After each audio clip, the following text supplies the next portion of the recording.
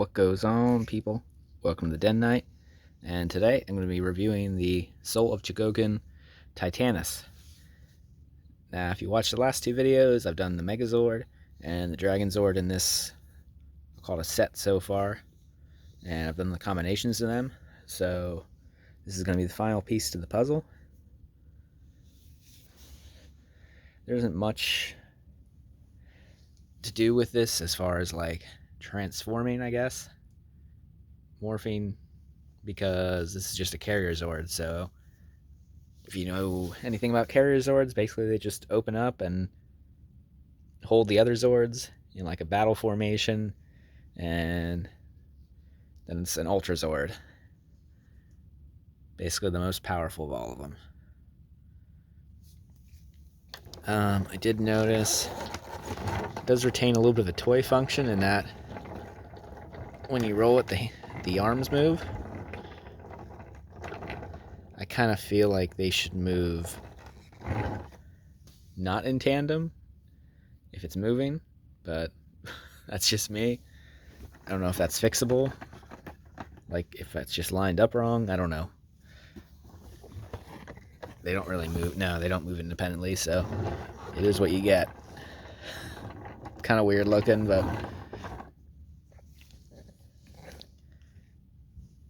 anyway, like the other two. Yep, just making sure. Like the other two, there isn't a decal on this thing. Everything is sculpted and painted. Nothing to wear out.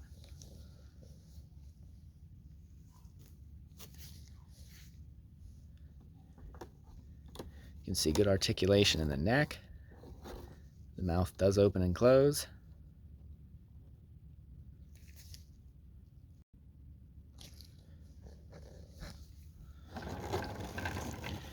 And you can see his tail. This will pop off during the transformation. It's hard to do one hand, to become the cannons. And of course this opens up to carry the other Zords. Some kind of piece for the transformation. And a gold chain, which routes in those little eyelets and what's the Zord? What was it called? The Mega Dragonzord ride Titanus. Which, if you did see last week's video, that monstrosity needs all the help it can get to get around. Thing can barely stand up.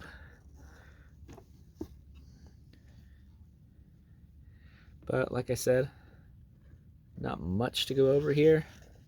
It's just basically a big plastic brick with a movable head.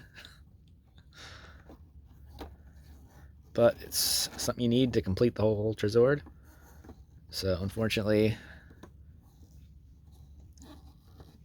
it's something I had to get. So this will be a shorter video, and I think I'm just going to do a cut, because this thing is so massive, I'm not really sure how I'm going to get everything on camera. So I think I'll just do a cut right to the transformation of the Ultra Zord.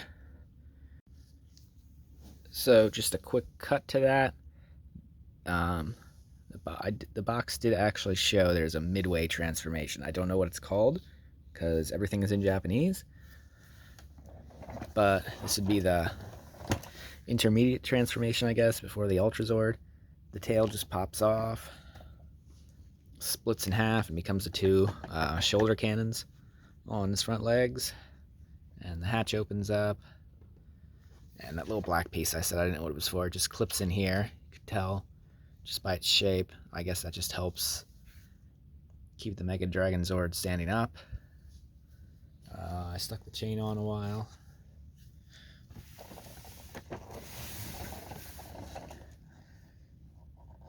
And actually,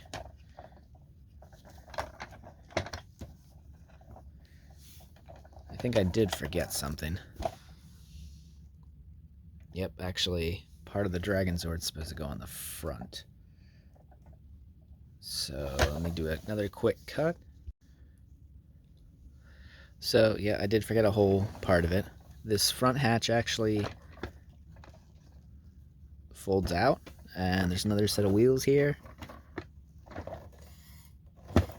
for support. The center section of the Dragonzord pops on here.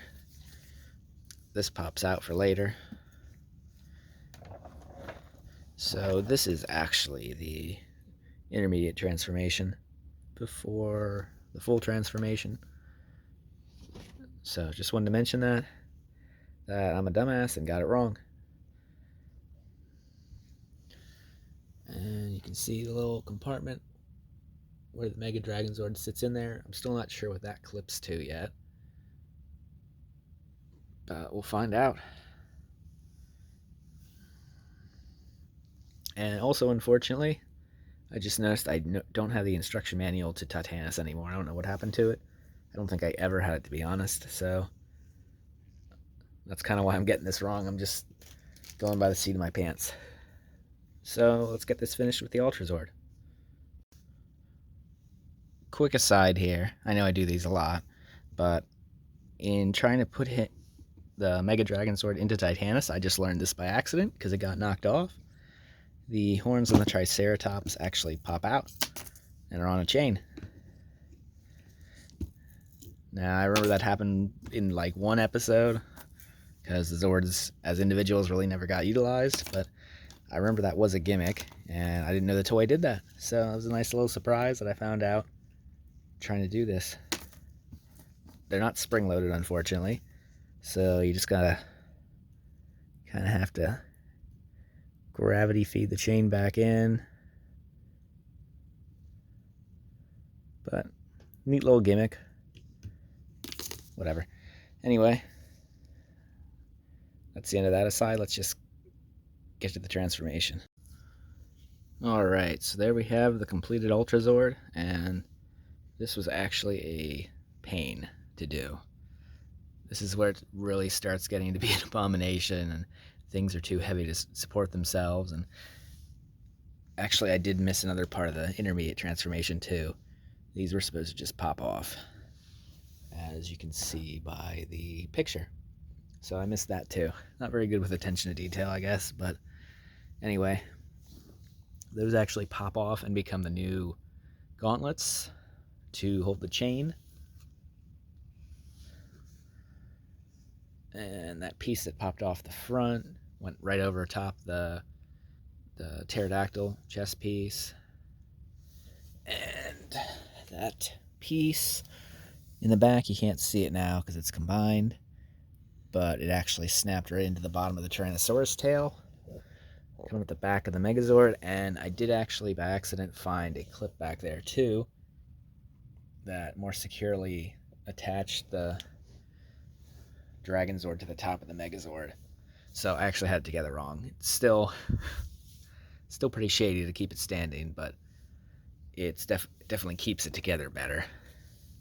And these arms are actually so heavy that I had to kind of cheat and finagle the Dragonzord's feet, shoulder things underneath just to keep them up. If I pull them away, they crash down. So joints are a little weak to support all the variations, but overall it doesn't look bad.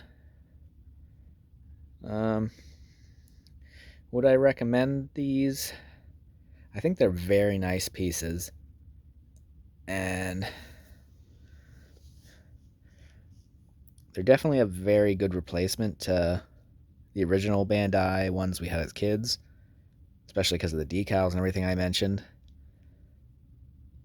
With that said, they're not perfect. I guess nothing's really perfect, but there's so many other things coming out right now. I know Hasbro's doing their new version, which look a lot like the legacy versions, but it's supposed to be another kind of combiner gimmick. We'll see how far that goes. But I'm not gonna buy them again. I already have a full set, so I can't really say if they'll be better than these. And the secondhand prices, I haven't looked at them in a while, but they've always been a little ridiculous in my opinion. So a little bit of a rant, but would I recommend this? If you don't have any and you want one, yeah, they're pretty good. But if I didn't have these, I might wait for Hasbro's and just see how they compare. But overall, it's not a bad piece. Soul Chogokin makes good stuff, and they're like any collector quality thing. If you miss out on the first run, you're gonna pay out the ass on the secondhand market. And I luckily got some good deals on these, but still paid a little more than I should have. Overall, though, I'm happy. That's all that really matters as a collector. Do what you love. So let's get this guy in the showcase and finish up this video. Alright, so here we got him in the showcase. And like I said in the last one, I'm going to leave them combined for now, just for space purposes, until I get around to getting some more shelves to expand upwards. Fortunately, he doesn't fit front ways in this case. I do have a deeper showcase on my other wall that's not finished. He might end up over there. We'll find out. We'll see. But for now, this is where he's going to live. And that'll do it for today's video. Thanks for watching. Like, comment, subscribe. Do all those YouTube things. And keep collecting. Bye.